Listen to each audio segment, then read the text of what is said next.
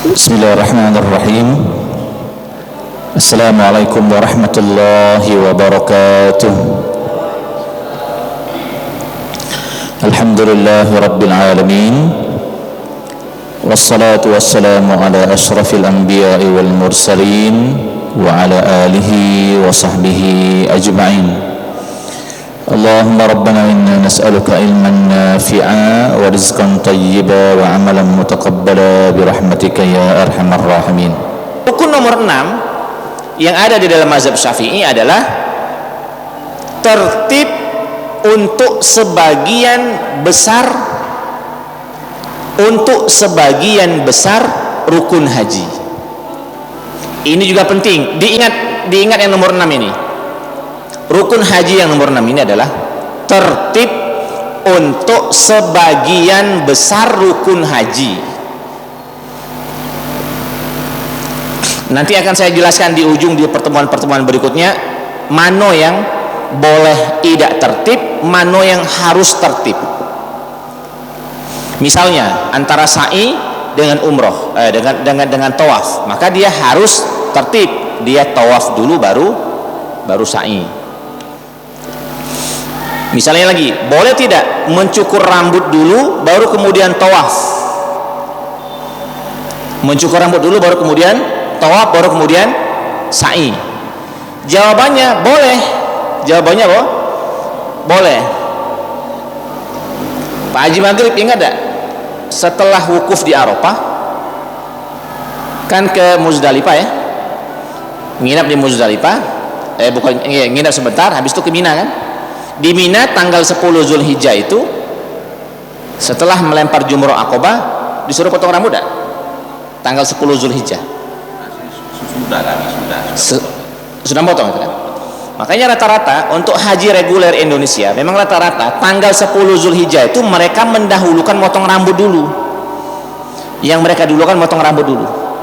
Setelah mereka mendahulukan motong rambut, biasanya mereka akan menghabiskan dulu tanggal 10, tanggal 11, tanggal 12 itu masih di Mina. Barulah setelah itu mereka ke Mekah, baru kemudian tawaf. Baru kemudian sa'i. Nah, kalau seandainya cukur rambutnya sudah, maka cukur rambutnya tidak usah cukur lagi. Nah, ini yang saya maksud dengan haji itu rukunnya tertib untuk sebagiannya saja. Sebagiannya boleh tidak tertib. Nah, beda dengan umroh. Kalau umroh harus tertib seluruhnya, tidak boleh tidak tertib. Nah, jadi kita ulangi lagi, kalau rukun haji ada 6. Kalau umroh rukunnya cuma 5. Yang membedakannya cuma di wukuf saja. Di umroh tidak ada wukuf, di haji ada wukuf. Itu beda rukunnya. Nah, beda yang kedua, umroh harus tertib seluruhnya. Mulai dari ihram, setelah ihram tawaf, setelah tawaf sa'i, setelah sa'i cukur rambut, habis itu tertib. Ini umroh, tidak boleh tidak tertib. Kalau umroh tidak boleh tidak tertib. Tidak boleh misalnya sa'i dulu baru tawaf. Tidak boleh tawaf dulu baru kemudian berniat ihram. Tidak boleh. Dia harus seluruhnya harus tertib. Tapi kalau haji tertib untuk sebagian rukun saja. Sebagian yang lain boleh tidak tertib. Boleh tidak tertib. Nanti di ujung insya Allah saya berencana di ujung kita akan jelaskan, setelah kita menjelaskan perincian-perincian ini, kita akan jelaskan apa yang dikerjakan oleh jamaah haji per tanggal. Kakek kita jelaskan per tanggal, tapi sudah di ujung-ujung lagi. Per tanggal. Kita mulai dari tanggal 8 Zulhijjah, 9 Zulhijjah, 10 Zulhijjah, 11, 12, 13 Zulhijjah. Habis itu apa gawiannya? Supaya kita pacak merinci bahwa haji itu sebenarnya cukup dengan 5 hari atau 6 hari.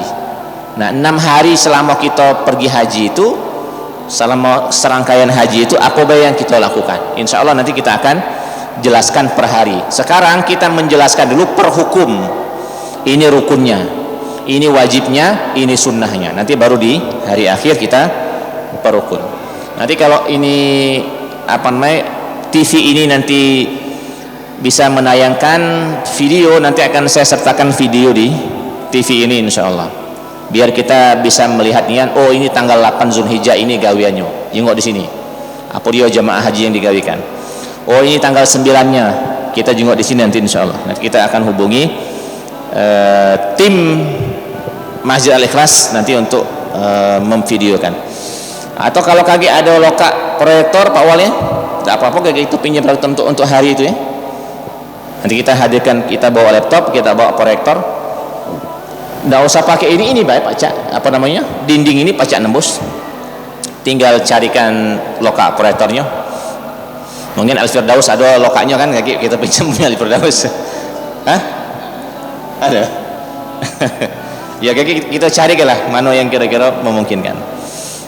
Nah, Bapak dan Ibu-ibu yang dimuliakan Allah Subhanahu wa taala, saya kira saya berusaha untuk mengingatkan kita galau-galau, walaupun sebelumnya mungkin sudah pernah kita bahas ini, tapi saya punya kepentingan supaya yang kita pelajari ini agak masuk dikit di dalam ingatan. Makanya saya agak rinci dan mohon maaf saya mengajarinya misalnya agak lambat ya, terlepas apakah pada akhirnya kita pergi umroh atau kita pergi haji atau tidak, itu semua kita serahkan dengan Allah Subhanahu wa taala, sembari ada ikhtiar kita sebagai manusia. Tapi sekurang-kurangnya adalah gambaran-gambaran dikit. Nah, jangan buto-butonian juang tuh ya, jangan buto-butonian, karena kalau buto-butonian mengandalkan pembimbing, iya kalau pembimbing ini wongnya perhatian, kalau pembimbing ini wongnya cuek, selesai kita kan selesai. Nggak usah jauh-jauh. Baru-baru ini saya WA kawan yang pergi haji, saya tanya begini, sudah di mana? Baru nyampai hotel Ustaz katanya kan. Oh baru ke hotel. Kapan tawaf? Dia nanya dengan kami, memangnya langsung tawaf Ustaz kata. Nah juga model yang ini kan, berarti kan pembimbingnya tidak menjelaskan dari pesawat, berarti kan seharusnya pembimbing itu sudah menjelaskan dari pesawat, sudah sampai Jeddah, kita sekarang niat umroh, sekarang harus dijago larangan-larangan ihramnya. Kaget sudah sampai di hotel, kita istirahat, sore kita keluar tawaf, seharusnya sudah dijelaskan. Tapi ternyata yang kita temui ini saya sendiri. Akhirnya saya WA sebagian kawan yang WA tadi, saya tanya, jangan sungkan untuk nanya dengan pembimbing. Pembimbing itu memang tugasnya untuk direpotkan, harus direpotkan. Ternyata setelah itu dia baru WA, bener Ustaz, ternyata kita malam ini katanya, oh ini ya tawafnya.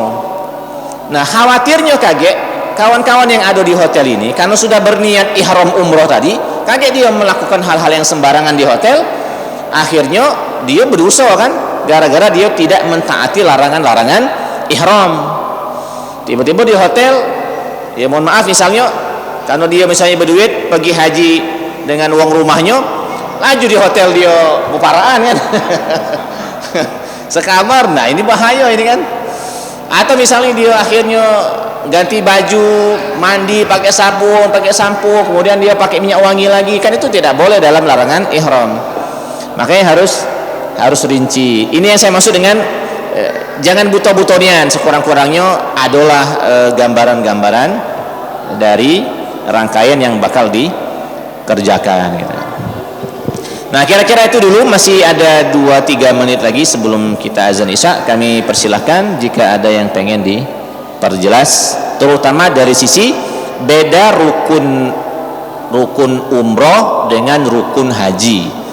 Rukun umroh 5, niat ihram, kemudian tawaf, kemudian sa'i, mencukur rambut, wajib tertib semuanya.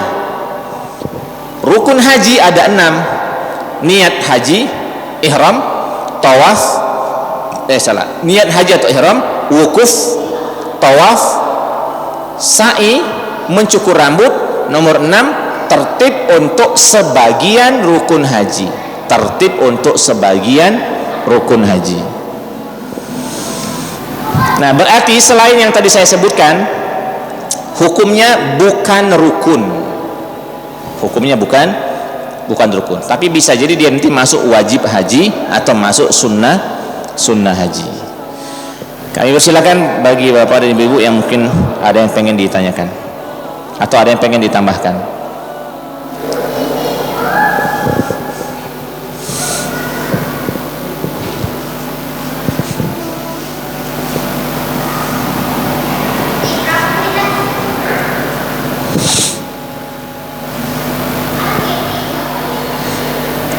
Jam berapa? Isa 7.22 ya? Masih ada 2 menit lagi.